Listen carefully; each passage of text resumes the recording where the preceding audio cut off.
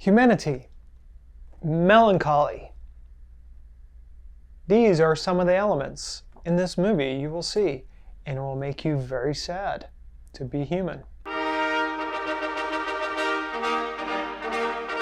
Welcome to another review. I watched After Yang, the latest by Kogonada, who is a South Korean filmmaker, and he has made a very, very melancholic movie in After Yang. Oh, I'm still reeling from it. I watched it earlier today, and I'm still reeling from it. That's how amazing, emotional, just like powerful movements and like emotional movements in my body. I just am still feeling the weight of this movie. After Yang stars Colin Farrell and Jodie Turner-Smith. They're playing a married couple who have a Chinese kid that they've adopted, Mika, and they have bought this Techno-Sapien, which is an android for Mika, and he's played by Justin H. Min, and that's Yang, who the title of the movie is after. And he stops working, and the family goes sort of through a grief crisis, is the best way to say it.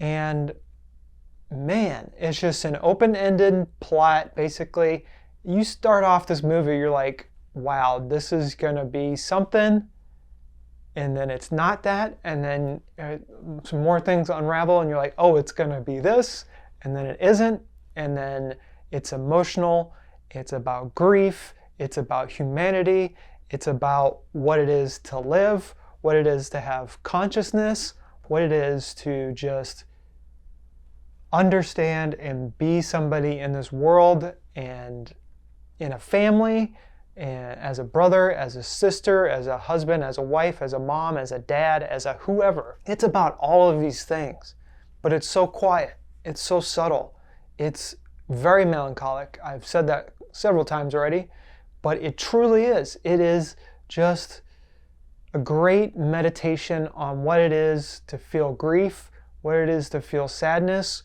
what it is to feel just not knowing what you want to feel and not understanding why you can't understand those things. There's clones in this movie, there's androids in this movie.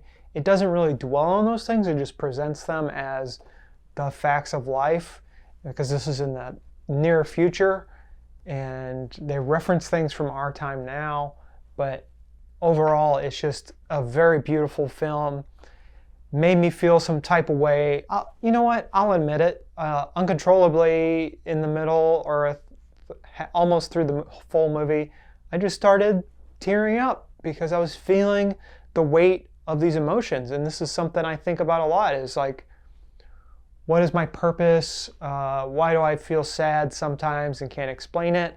And you know, I think that's a valid thing to think as a human, because the world's kind of chaos right now, and none of us really know what's happening. But what we do know is we have people we love, family we love, and we have to hold together tight as long as we can and then process this world together. And I think that's what a beautiful thing. And even though this movie is melancholic and sad in some parts, it is a hopeful sort of movie, because you see this family go through this struggle together, and it's just, man, it's just, whoo boy, the acting is just subtle and amazing. Colin Farrell, he's one of my favorite actors, and he just crushes it every role he's in, even True Detective season 2.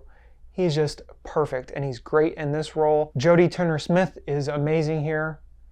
Justin H. Min, oh my god, the performance he put out is great. Haley the Richardson, even though she isn't in it that long. Just everything about this movie I love, and it's weird that back to back I've seen probably what are going to be in my top 10 for this year in March. First the Batman and now After Yang. I would give this a 10 out of 10 intro titles playing over the family doing a dance-off contest against 30,000 other families. It's amazing. It's sad. It's not going to be for everyone. It could be for everyone if they're in the right emotional state, but it is wonderful. Film fans are going to love it. Colin Farrell fans are going to love it. If you like being melancholy, you're going to like it. If you want to get in your cries and your feels, you're going to like it. I'm still processing this movie. It is wonderful. Goodbye.